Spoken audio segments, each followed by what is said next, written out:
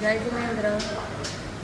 આજે મહાવીર ભગવાનનો જન્મ કલ્યાણ નિમિત્તે એમનું સૌથી પ્રિય હતું જીવદયા.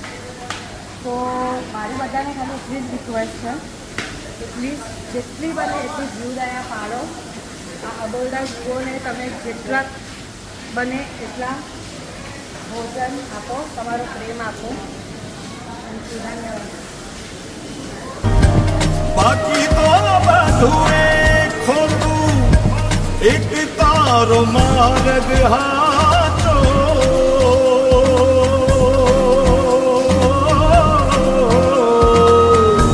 બાકી તો બધું ખોટું, એક તારો માર્ગ હાચો. માયા કેરી ચાદર ઓઢી પામે રે કશું નહીં જીવતું.